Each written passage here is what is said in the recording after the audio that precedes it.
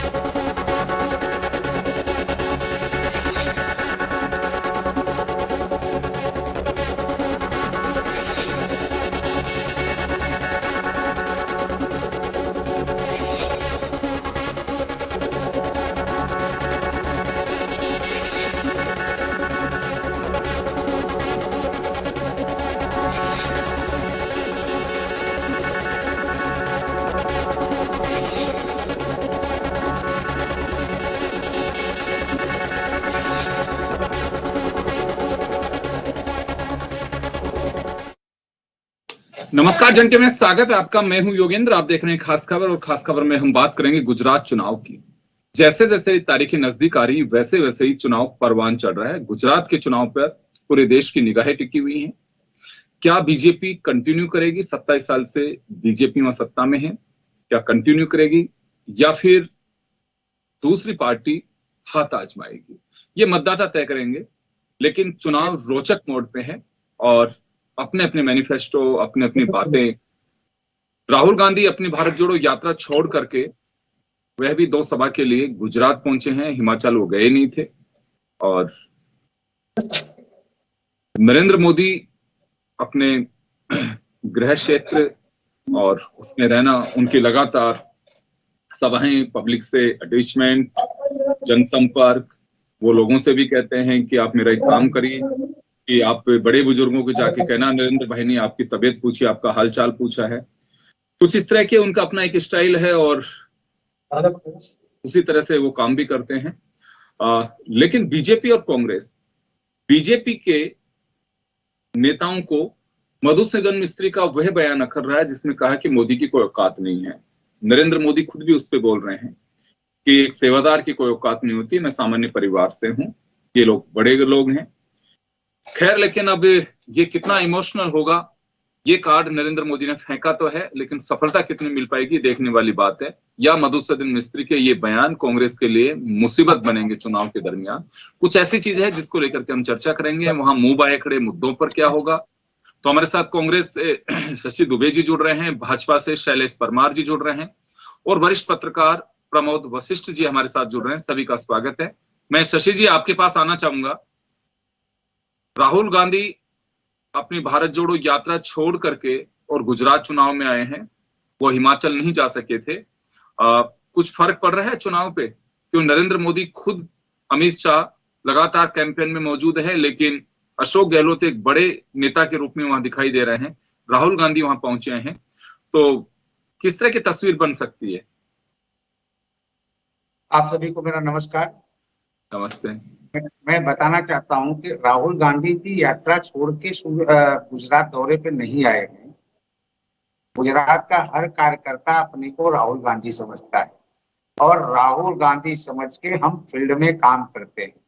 हमारी सबसे बड़ी मुहिम है, या हमारे वरिष्ठ नेताओं की एक मुहिम है कि हम घर घर जाएं, मतदाताओं से संपर्क करें, मतदाताओं को भारी संख्या में निकाल के अपने जो इलेक्शन के चुनाव के तारीख को काफी लोगों का हम मतदान कराएं, जिससे मुझे सफलता प्राप्त हो।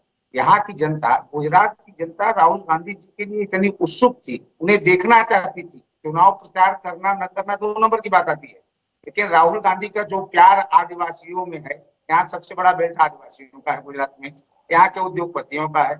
उद्योगपति तो डरे और सहमे इसलिए खुल के नहीं कह सकते कि हम कांग्रेस के साथ हैं या हम राहुल गांधी जी के साथ हैं, क्योंकि वो डरे समय है। हर उद्योगपति को ये भय रहता है, कल ईडी आएगी, सीडी आएगी, हमें कोर्ट का चक्कर काटना पड़ेगा, इसलिए उद्योगपति तो ऐसी बात नहीं करते।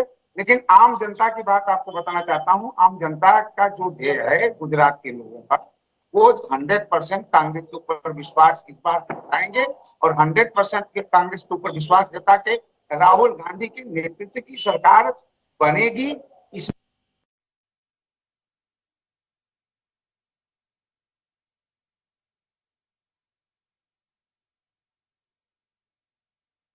लोग हैं, उत्तर प्रदेश के लोग हैं, बिहार के हैं और आपके कर्नाटका के लोग हैं, यानी हर स्टेट के लोग यहाँ जीविका पार्जन के लिए आते हैं और अपनी एक पीढ़ी दर पीढ़ी को तैयार करते हैं गुजरात में।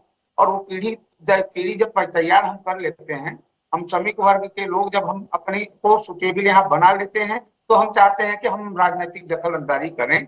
और इस दखल अंदाजी को लेकर अशोक गहलोत का भी एक बड़ा चेहरा है गुजरात के बाहर।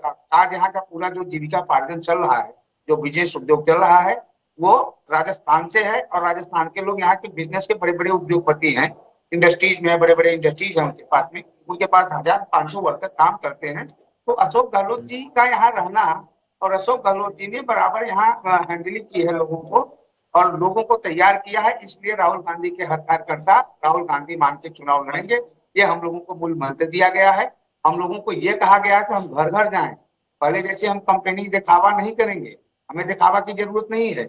हम जिस तरह राहुल गांधी जी भारत जोड़ो यात्रा लेके निकले हैं, पैरों में छाले पड़ जाते हैं, बीमार हो जाते हैं, 2 लोग मर गए। आज राहुल गांधी जी ने अपनी सभा में गुजरात के अंदर ये कहा है बागदा में कि हमारी सभा के दौरान 2 लोग मरे हैं, 2 लोग शहीद हो चुके हैं, कितने लोगों के पैर में छाले आ गए, कितने लोग बीमार हो गए, फिर भी हमने यात्रा को बंद नहीं किया, हमने यात्रा चालू रखा।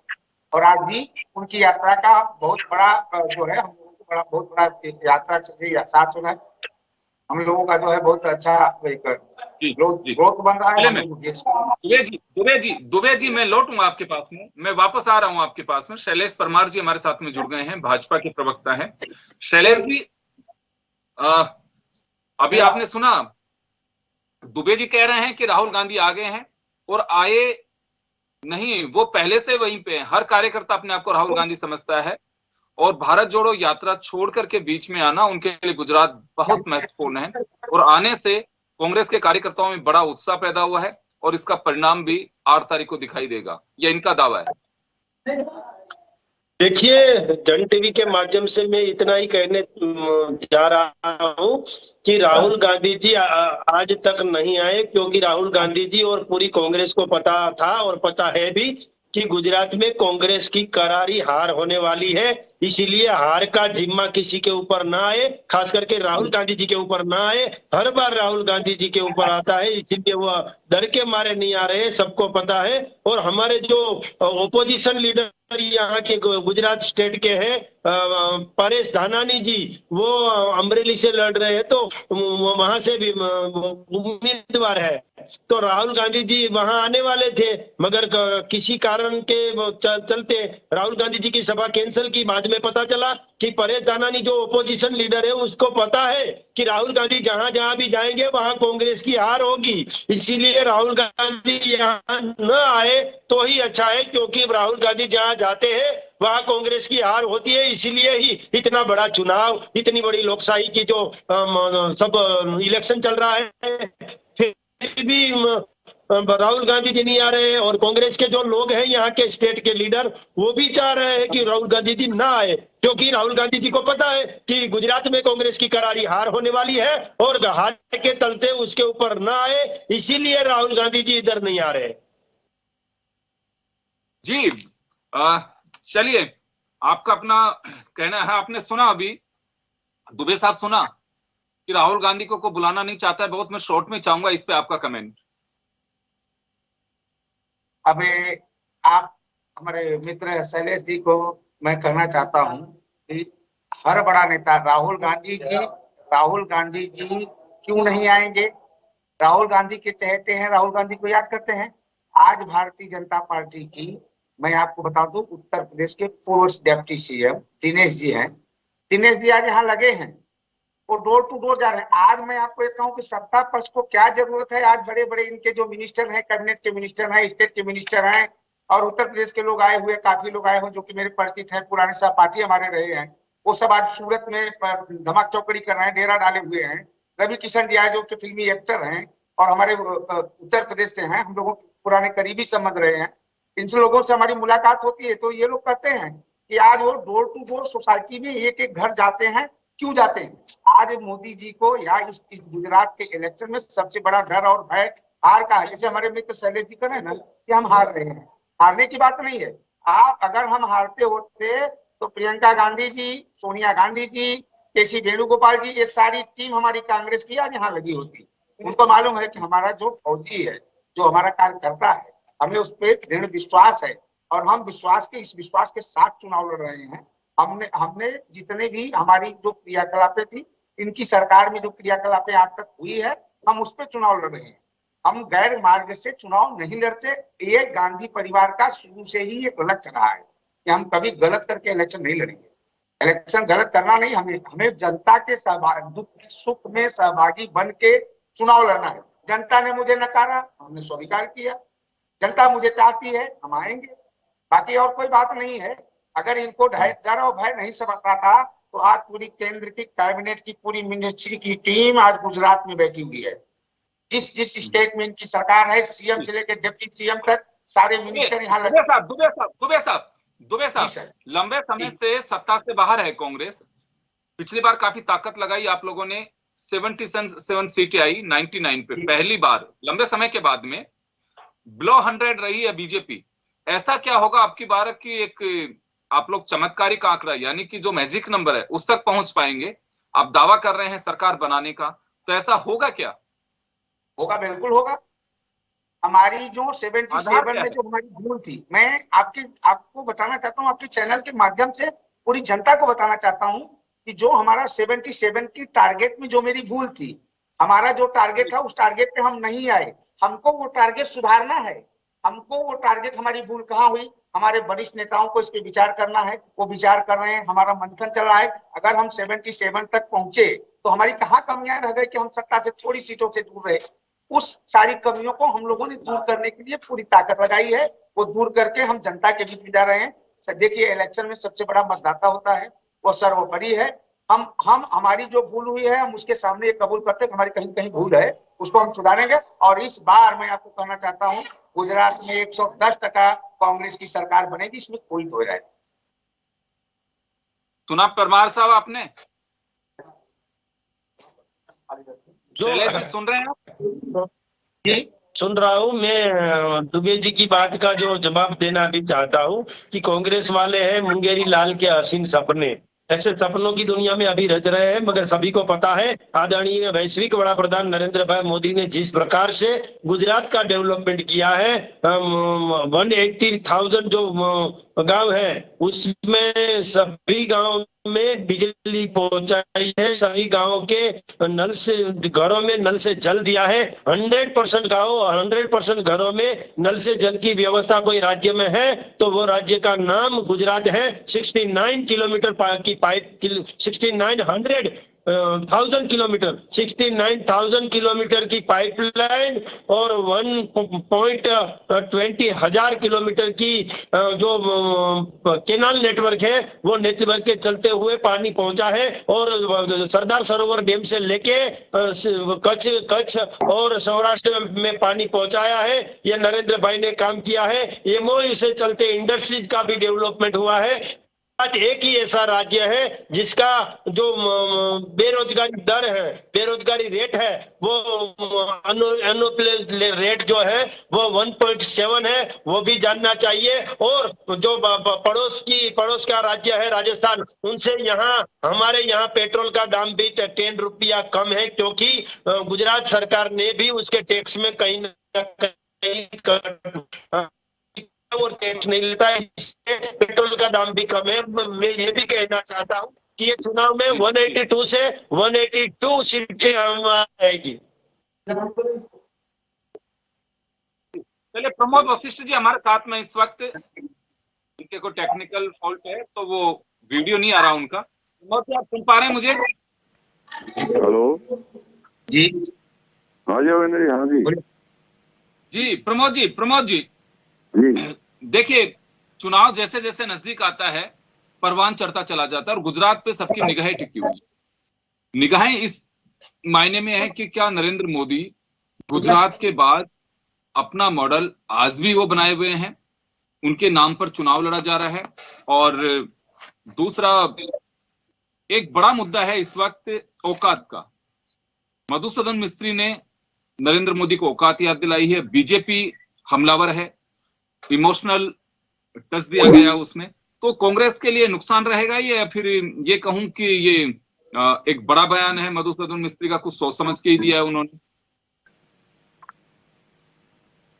हेलो जी प्रमोद जी, सवाल सुना आपने मेरा? हाँ देखो जी योगेंद्र जी, गुजरात का चुनाव में अब राहुल गांधी की एंट्री से बड़ा एक परिवर्तन नजर आ रहा है। हिमाचल प्रदेश में राहुल गांधी ने चुनाव प्रचार से दूर रखा और अपनी बहन प्रियंका गांधी को वहां भेजा।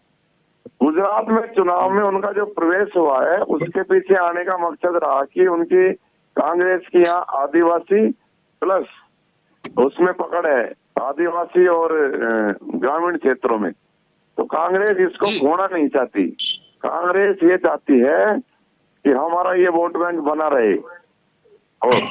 और निश्चित रूप से जो गुजरात का चुनाव योगेंद्र जी होता है वो एक हिंदुत्व का अब तक 2017 की बात करें या जो भी बात करें, और यहाँ 80% हिंदू, 11% आदिवासी क्षेत्र का जो आता है। तो जो राहुल गांधी की एंट्री हुई है, सोमवार और मंगलवार को इन्होंने महाराष्ट्र की जो यात्रा को स्थगित करके गुजरात में जो 2 सभाएं आज की हैं और कल भी शायद इनके प्रोग्राम जो भी हैं, तो इससे हालांकि जो उनका भाषण आज मैं सुन रहा था उसमें कोई नई मुझे बात नजर नहीं आई। उसमें उन्होंने वही किसान का मुद्दा उठाया, बेरोजगारी का मुद्दा उठाया, और थोड़ी बात उन्होंने आदिवासियों की, मेरी दादी कहती थी कि आदिवासी यहाँ के प्रथम भारत के असली नागरिक हैं, आदिवासी पहले और अंतिम, यही असली नागरिक हैं। आदिवासियों का मुद्दा उठाया उन्होंने, 11% वोटों को लेने का प्रयास किया है। उसके पीछे रीजन आप समझ रहे होंगे, राष्ट्रपति भारतीय जनता पार्टी में बनाए। तो ये चुनाव का हल्का सा सी वोटर ने भी एक सर्वे किया छोटा, उसमें भी उन्होंने एक ही मुद्दा रखा कि क्या राहुल गांधी का गुजरात में प्रवेश होने से क्या रहेगा, लाभ मिलेगा या नहीं। तो 42% ने कहा कि हाँ, और 58% ने कहा ना, कि राहुल गांधी के इससे कोई सी वोटर में काफी इसके सर्वे शुरू हो गए। लेकिन जो आपने सवाल किया मोदी जी का, 27 साल से जो भारतीय जनता पार्टी गुजरात में शासन कर रही है, तो इतनी आसानी से मुझे नहीं लगता कि जाने देंगे। इस बार चुनाव में थोड़ा बदलाव इसलिए भी आया है कि आम आदमी पार्टी ने यहाँ दस्तक दी है। अब आम आदमी उसका असर कुछ पड़ेगा, उसका असर पड़ेगा, और अगर होगा तो क्या लगता है आपको कि वो गेम चेंजर की स्थिति में रहेंगे या कुछ नुकसान पहुंचाएंगे बीजेपी कांग्रेस, क्या रहेगा उसका? देखो, इस बार मुझे बीजेपी के वोट आम आदमी पार्टी से कटते नजर नहीं आ रहे। ऐसा नजर आ रहा है कि जो कांग्रेस को ही शायद ये डैमेज कर रही है, क्योंकि लोगों के मन में कहीं ना कहीं ये बात है निश्चित रूप से कि कांग्रेस आएगी या नहीं आएगी, राष्ट्रीय नेतृत्व मजबूत रहेगा या नहीं रहेगा। हालांकि राहुल गांधी इस बार, इनकी जो इतने दिन यात्रा हुई है उसमें पहली इनकी चुनावी सभाएं हैं, हिमाचल प्रदेश में नहीं गए, पहली इनने गई। तो ये अपनी जो यात्रा की ताकत को लेकर गुजरात में उतरे हैं।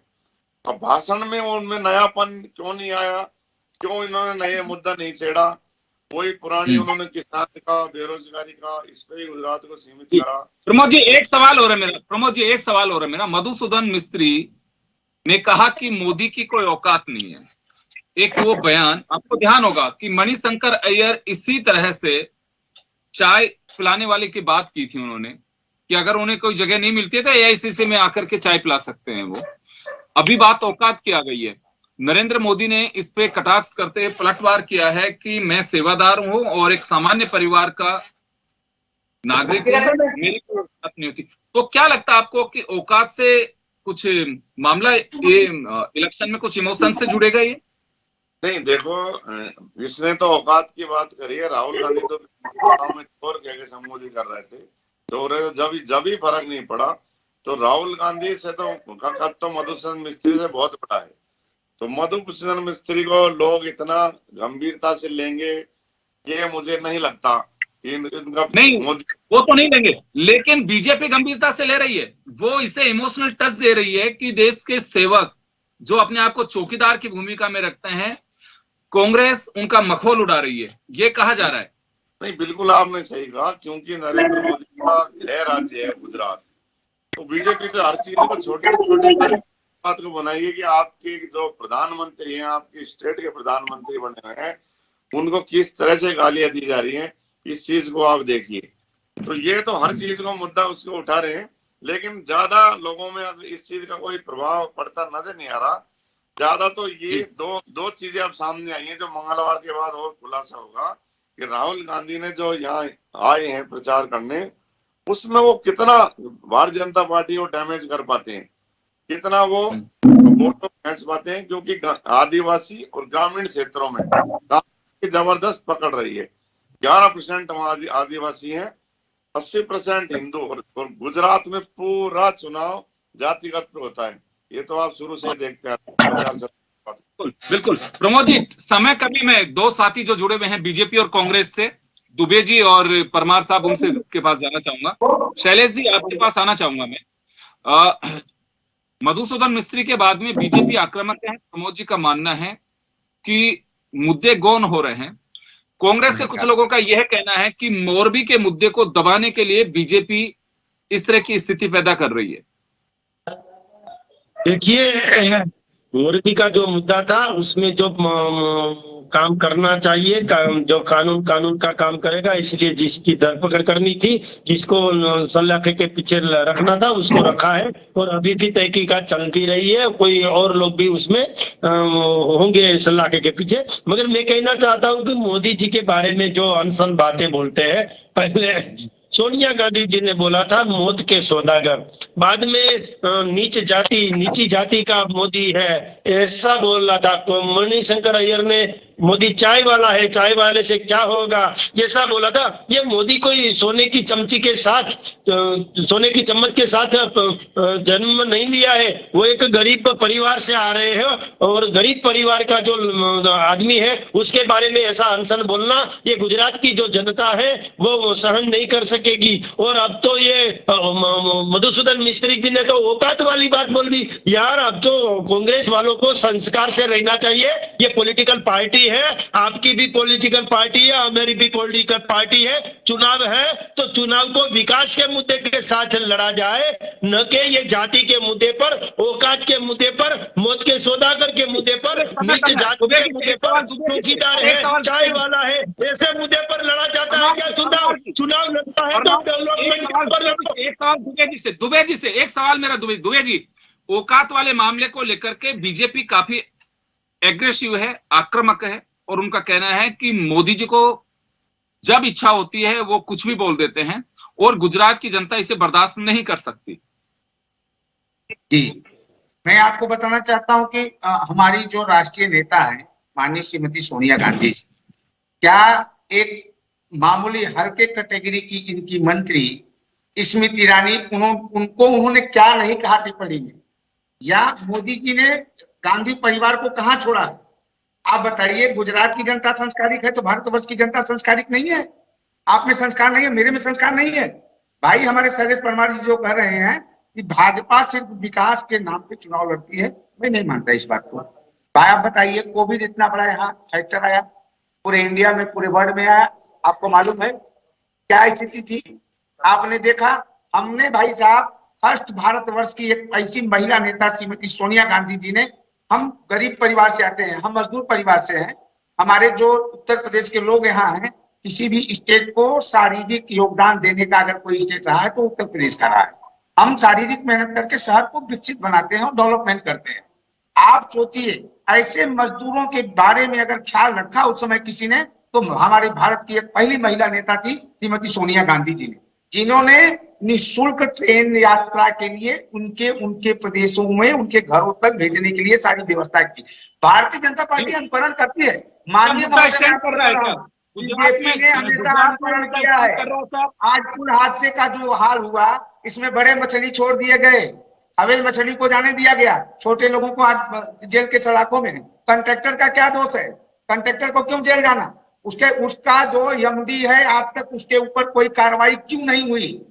प्रश्न यह बनता है। आप विकास की बात करते हैं, पूरे गुजरात में कहीं भी हिंदी महाविद्यालय आपको नहीं मिलेगा, नहीं है। पूरे गुजरात की बात करता हूं। आज हमारे उत्तर भारत जाने के लिए ट्रेनों की इतनी समस्या है। आज लोकल रेल मिनिस्टर जो है ना, वो सूरत से मेंबर ऑफ पार्लियामेंट है, दर्शनाबेन जरदोश, और आज स्टेट रेलवे मिनिस्टर है। हमारी सबसे ज्यादा उत्तर रेलवे में सूरत रेलवे स्टेशन आता है, उसको सबसे ज्यादा रेवेन्यू हम देते हैं, यानी उत्तर भारतीय समाज देता है।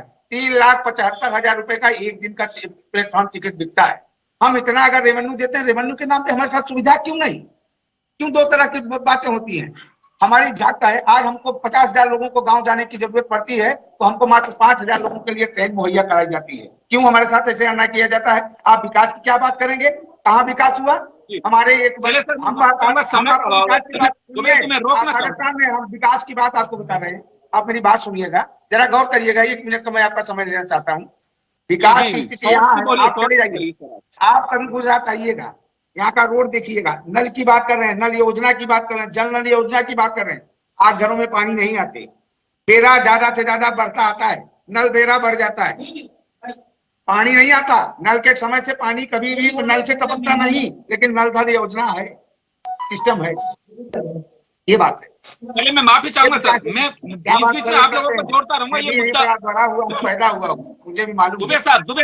दुबे साहब हम किसी दिन फिर आप लोगों को जोड़ेंगे, यही पैनल में रिक्वेस्ट करके आप लोगों को जोड़ूंगा। समय का अभाव है, मैं रोकना चाहूंगा तमाम अतिथियों को। तो चले, गुजरात से हमारे साथ में प्रमोद वशिष्ठ साहब, शैलेश परमार जी और दुबे साहब जुड़े हुए थे, जो अपने अपनी बात रख रहे थे। चुनाव जैसे जैसे नजदीक आएगा, 1 और 5 को मतदान है वहां पे, दिसंबर में 8 को परिणाम आएगा। निगाहें सबकी टिकी हुई इस वजह से है कि नरेंद्र मोदी चीफ कैंपेनर की भूमिका में है, देश के प्रधानमंत्री हैं, उनके राज्य में चुनाव हो रहा है, लगातार 27 साल से बीजेपी वहां सत्ता में कायम है। अब कितना असर इस चुनाव पे रह पाएगा, ये देखने वाली बात है। क्या आम आदमी पार्टी वोट कटिंग मशीन की तरह काम करेगी या कुछ बड़ा रोल अपना प्ले करती हुई दिखाई देगी? तमाम जो उत्तर हैं वो 8 तारीख को मिलेंगे। तब तक के लिए हम बीच बीच में हमारे अतिथियों के जरिए हम आप तक बातें पहुंचाने की पूरी कोशिश करेंगे। खास खबर में इतना ही, दीजिए इजाजत, नमस्कार।